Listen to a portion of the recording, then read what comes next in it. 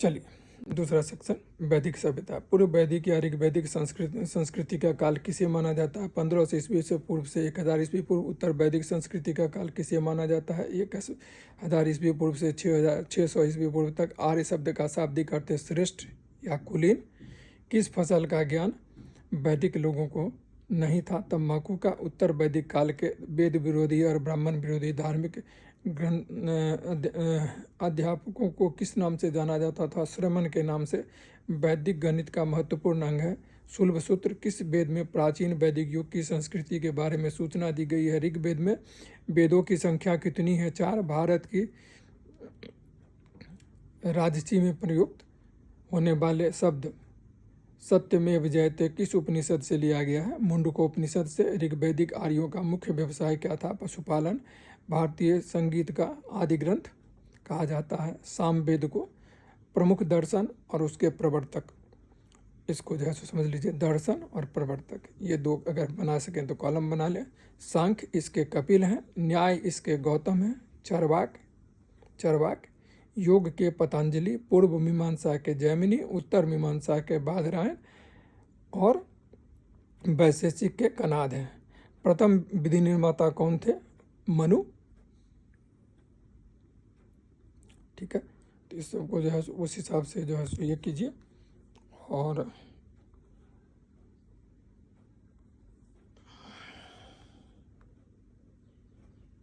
कृष्ण भक्ति का प्रथम प्रधान ग्रंथ है श्रीमद् भागवत गीता। ऋग्वेद में संपत्ति का प्रमुख रूप क्या है? गोधन। ऋग्वेद के किस मंडल में शूद्रों का उल्लेख पहली बार मिलता है? 10वें मंडल में। वेदों की ऋचाओं को पढ़ने वाले ऋषि को क्या कहते थे? होत्री। ऋग्वेद का संबंध किससे है? ईश्वर महिमा से। ऋग्वेद में कुल कितने मंडल हैं? 10। ऋग्वेद में कुल कितनी सूक्तियाँ हैं? 1028। ऋग्वेद में कुल कितनी ऋचाएँ हैं? 10,580। ऋग्वेद में इंद्र के लिए कितनी ऋचाएँ हैं? 250। ऋग्वेद में अग्नि के लिए कितनी ऋचाएँ हैं? 200।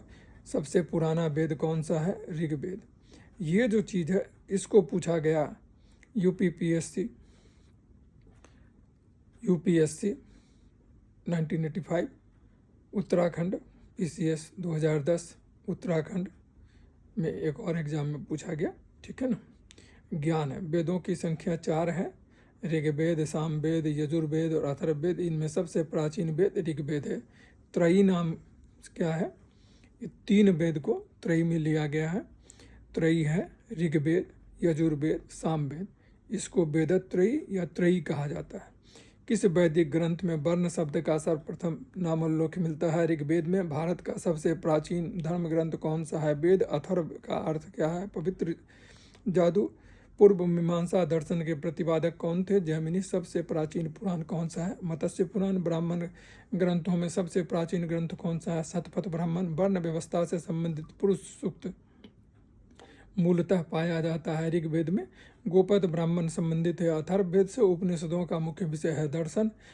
नचिकेता आख्यान का उल्लेख मिलता है कठोपनिषद में। पुराणों की संख्या कितनी है? 18। वैदिक धर्म का मुख्य लक्ष्मण किसकी उपासना से था? प्रकृति से। किस देवता के लिए ऋग्वेद में पुरंदर शब्द का प्रयोग हुआ? इंद्र का। शुल्ब सूत्र किस विषय से संबंधित है? ज्यामिति से।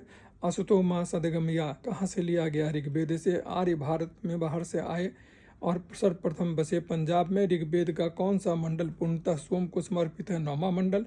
प्रसिद्ध दशराग्य युद्ध, दशराज युद्ध किस नदी के तट पर लड़ा गया? परुशनी नदी के तट पर। धर्मशास्त्र में भू राजस्व का दर क्या था? 1/6। 800 ईसा पूर्व से 600 ईसा पूर्व का काल किस युग से जुड़ा है? ब्राह्मण युग से। आरंभिक वैदिक साहित्य में सर्वाधिक वर्णित नदी कौन सी है? सिंधु। उपनिषद काल के राजा अश्वपति कहाँ के राजा थे? कंकहि के।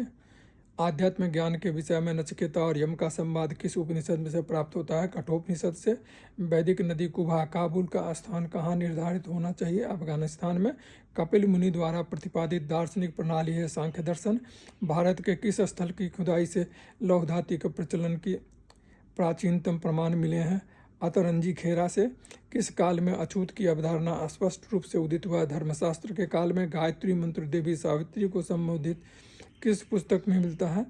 ऋग्वेद में। न्याय दर्शन को प्रचारित किया गौतम ने प्राचीन भारत में निष्क से जाने जाते हैं स्वर्ण आभूषण। योग दर्शन के प्रतिपादक हैं पतंजलि। उपनिषद पुस्तकें हैं दर्शन पर। पूर्व वैदिक आर्य का धर्म प्रमुखता था प्रकृति पूजा और यज्ञ। चरक संहिता नामक पुस्तक किस विषय से संबंधित है? चिकित्सा से। यज्ञ संबंधी विधि विधान का पता चलता है यजुर्वेद से। वैदिक युगीन सभा क्या है? मंत्रिपरिषद। वैदिक युग में प्रचलित लोकप्रिय शासन प्रणाली थी गणतंत्र। सबसे प्राचीन वेद कौन सा है? ऋग्वेद। सब कौन सा भारतीय दर्शन की आरंभिक विचारधारा है? सांख्य। सांख्य योग न्याय वैशेषिक मीमांसा एवं वेदांत इन 6 भिन्न भारतीय दर्शन को स्पष्ट रूप से अभिव्यक्त हुई है। वैदिक युग में वह दस्तकारी कौन सी थी जो आर्यों द्वारा व्यवहार में नहीं लाई गई थी? लुहार, लुहारगिरी। प्राचीनतम व्याकरण अष्टाध्यायी के रचनाकार थे पाणिनि। कौन सी स्मृति प्राचीनतम है? मनुस्मृति। आदि काव्य की संज्ञा किसे दी जाती है? रामायण की। प्राचीनतम पुराण है मत्स्य पुराण। ऋग्वेद में सबसे पवित्र नदी किसे माना जाता है? सरस्वती को। वैदिक समाज की आधारभूत इकाई है काल और कुटुंब। ऋग्वैदिक युग की प्राचीनतम संस्था कौन सी थी? विदत। ब्राह्मण ग्रंथों में सर्वाधिक प्राचीन कौन सा है? शतपथ ब्राह्मण। गोत्र व्यवस्था प्रचलन में कब आई? उत्तर वैदिक काल में। मनुस्मृति मुख्यतः संबंधित है समाज व्यवस्था से। गायत्री मंत्र की रचना किसने की थी? विश्वामित्र ने। अवस्था और ऋग्वेद में समानता है। अवस्था किस क्षेत्र से संबंधित है? ईरान से। किसका संकलन ऋग्वेद पर आधारित है? सामवेद का।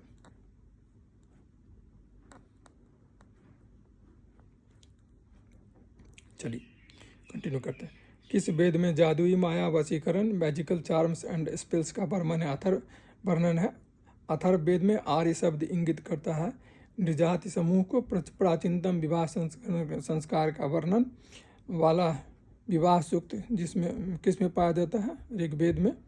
ऋग्वेद में अघन्य वध योग्य नहीं शब्द का प्रयोग किसके लिए किया गया है? गाय के लिए।